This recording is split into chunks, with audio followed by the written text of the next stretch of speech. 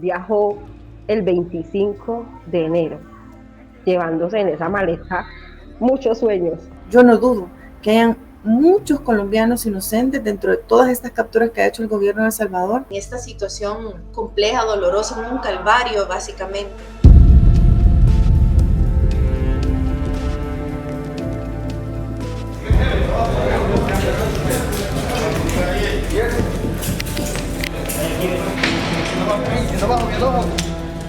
El estado de excepción es la nueva normalidad en El Salvador desde marzo de 2022. Se habla de detenciones arbitrarias, de violaciones de derechos humanos, incluso en algunos casos de colombianos que están presos y vinculados a una investigación de estafa, mientras que sus familiares, a miles de kilómetros, saben poco de ellos.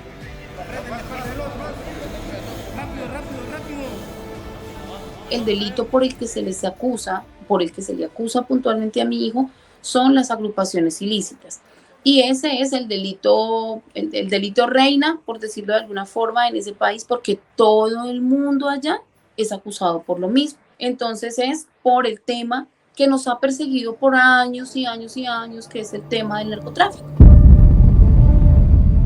Él viajó el 25 de enero, llevándose en esa maleta muchos sueños, muchas esperanzas, mejor dicho, mucha calidad de vida, decía él, que en El Salvador se veía, porque el presidente mostraba una cara muy diferente a la que hoy en día se está viendo. Sí, este gobierno es realmente hábil en los aspectos comunicacionales, de marketing, y ha logrado vender esa idea del Salvador seguro, del Salvador próspero, pero esa no es la realidad que se vive en El Salvador. En poquísimo tiempo, El Salvador ha pasado de ser el país más peligroso del mundo, literalmente, el país más peligroso del mundo, a estar en camino a ser el país más seguro de América. Pasamos de ser un país para muchos desconocido, y los pocos que lo conocían por las pandillas, por los muertos, por la violencia, por la guerra. Pasamos de eso a ser un país conocido por las playas, por el surf, por sus volcanes, por su libertad financiera, por su buen gobierno y por haber acabado con el crimen organizado.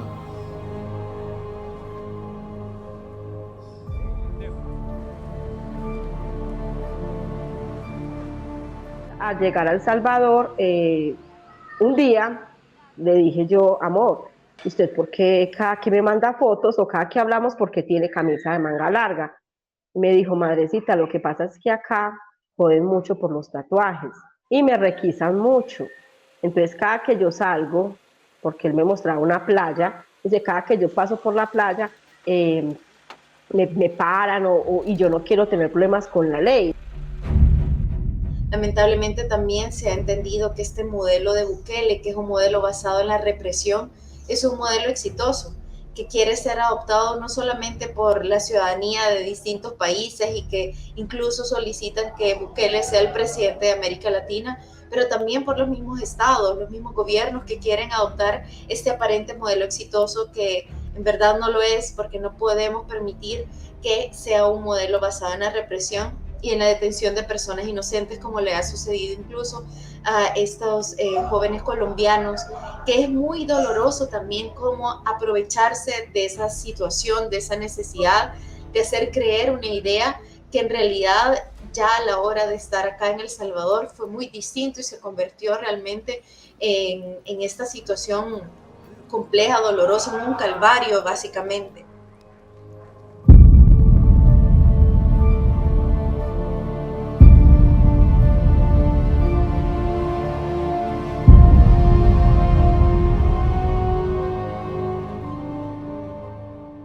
Entonces, según las autoridades salvadoreñas, todo colombiano que está allí es un narcotraficante. Y es un narcotraficante que está cometiendo delitos contra la población civil y cosas de esas, pero realmente puedo hablar realmente con la cara en alto de que ni mi hijo, ni ninguno de esos muchachos que ahora somos esas mamás y yo somos una sola familia, ninguno de esos muchachos son muchachos ni narcotraficantes, ni terroristas, ni nada de esas cosas. Son pelados que no superan los 29 o 30 años.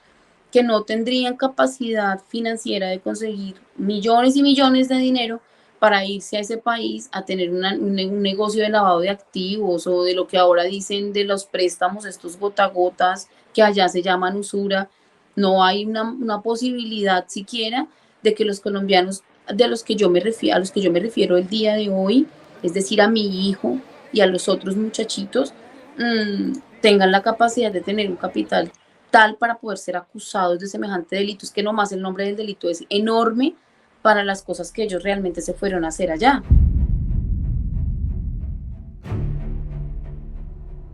Yo no dudo que hayan muchos colombianos inocentes dentro de todas estas capturas que ha hecho el gobierno de El Salvador, porque ya lo hemos visto en salvadoreños.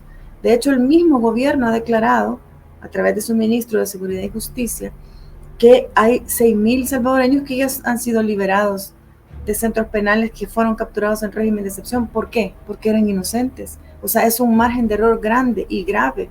Lo mismo puede pasar con los colombianos o con otros.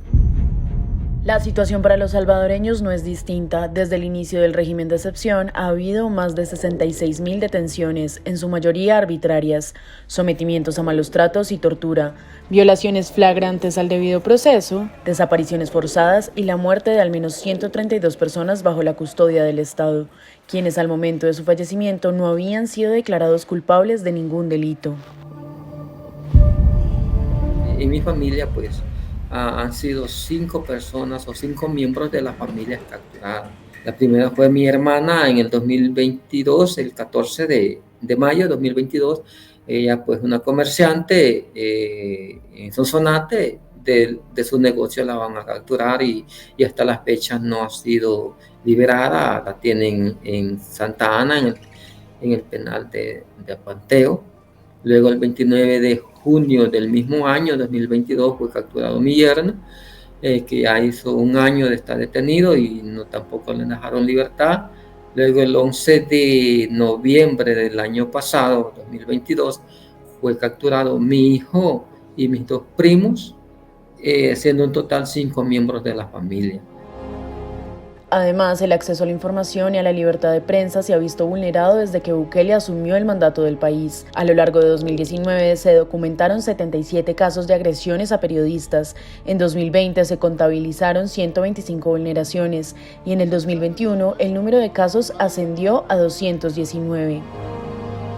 Y este año que han incrementado los ataques, pues que en un periodo de 2 semanas yo registré 2 ataques a la sala de redacción de Mala Hierba. Uno de esos lo hicimos público a través de la Asociación de Periodistas de El Salvador, APES. Y en medio de esos 2 ataques, que eran prácticamente que pandilleros rondaban alrededor de la oficina, en medio de esas 2 situaciones, nosotros hicimos una publicación relacionada a un complejo turístico que se está construyendo en un área que debe de ser protegida, ¿verdad? Que tiene un nivel de categorización de máxima protección, en donde no se debería de construir, y que la suegra del presidente publicita dentro de su empresa inmobiliaria. Entonces publicamos eso el 28 de febrero y ese mismo día, a la misma hora que habíamos anunciado nosotros la publicación, detuvieron a mi padre. Desde el 28 de febrero pues no sé nada de él.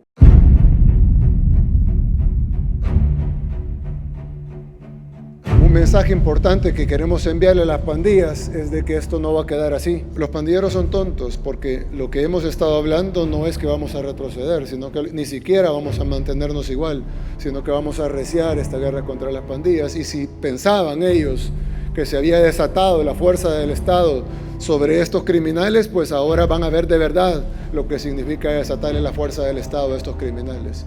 La disminución de violencia que Bukele prometió durante su campaña, según el gobierno, ha dado resultados. Por ejemplo, en mayo de 2023, el presidente afirmó que había logrado que hubiese 365 días no continuos desde que asumió sin casos de homicidios. Sin embargo, estos datos no pueden ser verificados de manera independiente con otras instituciones porque el gobierno de El Salvador las ha declarado bajo reserva.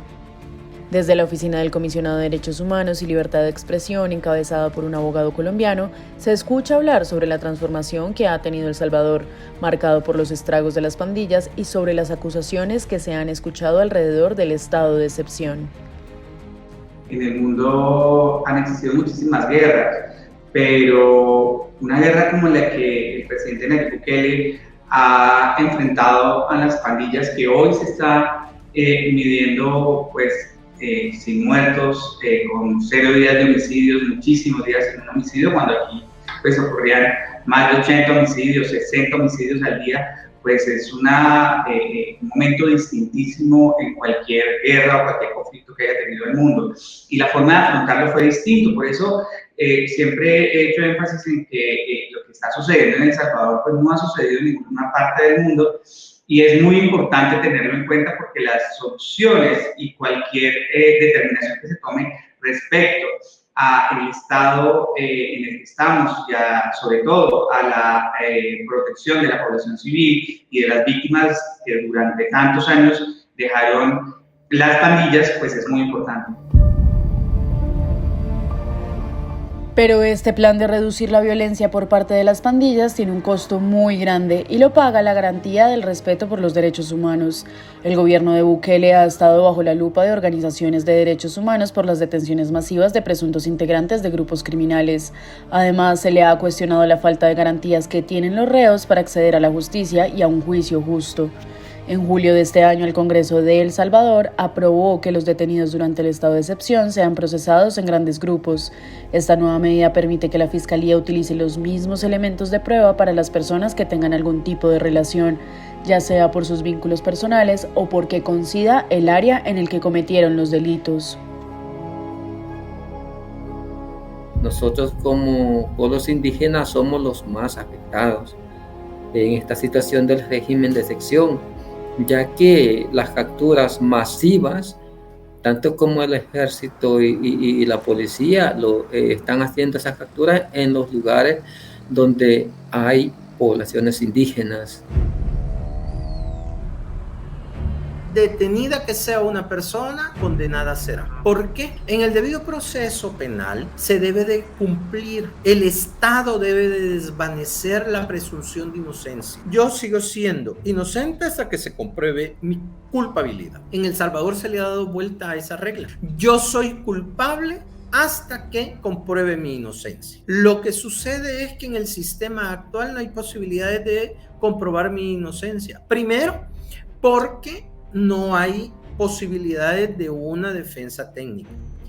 Segundo, porque sencillamente con esta masividad de las audiencias, nunca va a haber posibilidad de que en el proceso se compruebe mi participación, que yo participé en ese hecho delictivo. Bueno, pues directamente en los despachos no han hecho ninguna denuncia al respecto. He visto algunos informes, algunos documentos en donde hay varios lineamientos o digamos que varios análisis. Sin embargo, por ejemplo, en el caso, por ejemplo, de la tortura es una definición que está pues, en los tratados internacionales,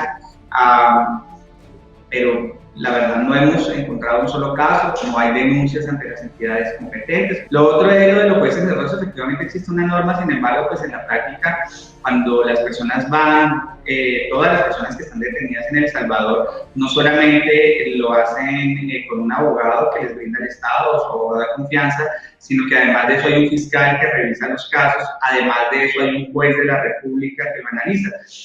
Pese a que existe una norma que instituye los jueces en rostro, yo les aseguro que hoy en día la mayoría, casi todos o todos los jueces, pues dan la cara a los reos, administran justicia, firmando y colocando sus nombres. Aquí la verdad es que en la práctica pues los jueces todos tienen rostro, todos los van a ver y pues digamos que las garantías procesales para las personas inocentes están dadas. El Congreso de El Salvador prorrogó el 12 de septiembre por 18ª vez el régimen de excepción.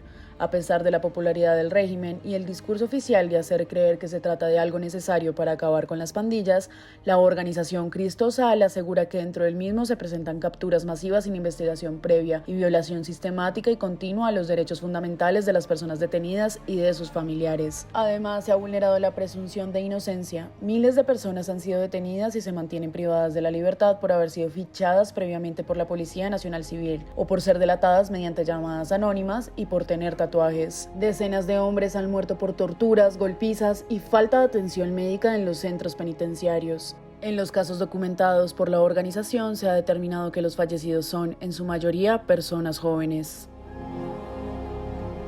Si te gustó este video, te invitamos a suscribirte a nuestro canal.